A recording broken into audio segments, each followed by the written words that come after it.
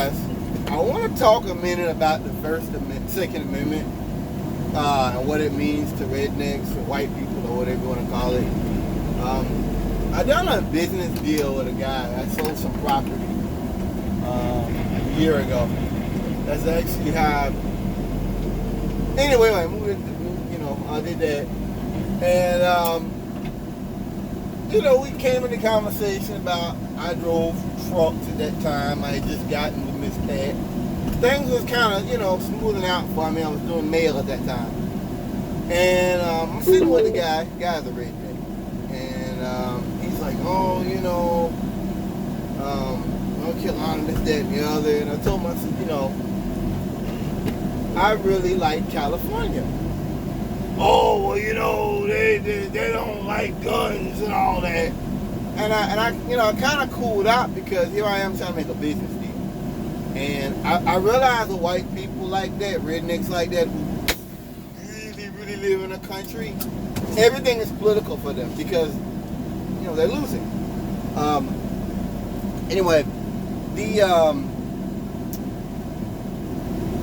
I've thought about what that means, why the guns are so important. I own guns, but why that's so important.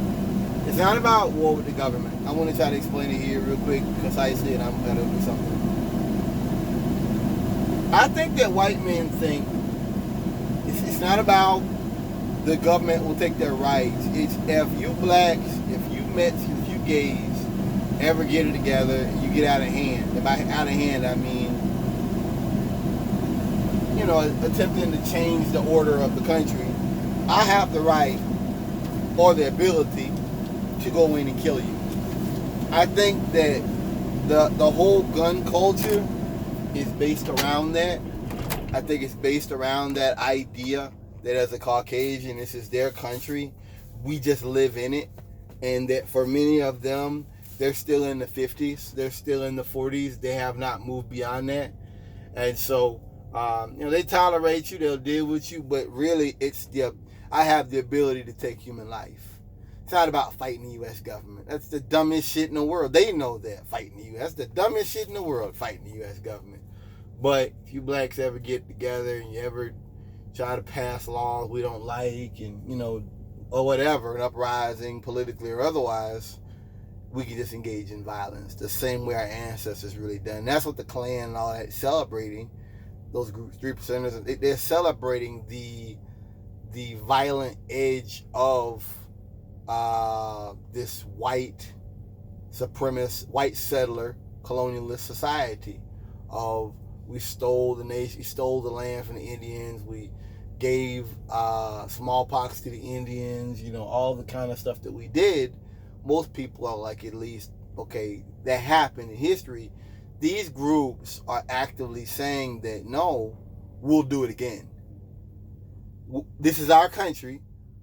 We are white men. And there's also this thing about anybody that wants a better country somehow is embarrassed to be white. I think that's bullshit when you have more white people than anybody else on food stamps and stuff.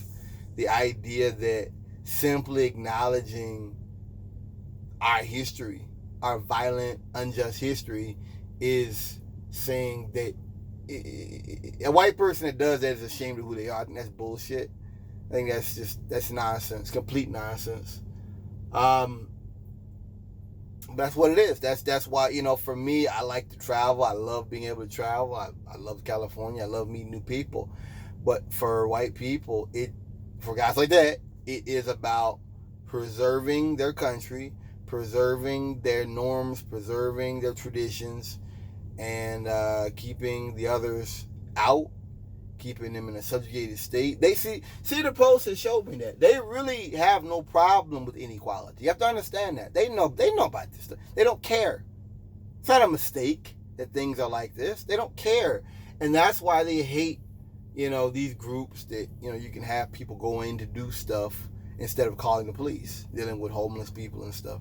They hate that because it goes against their idea of what law enforcement is supposed to be, which is a violent force that maintains order and keep those black people out of those white communities. That's what that is. So anyway, gotta go. Peace out.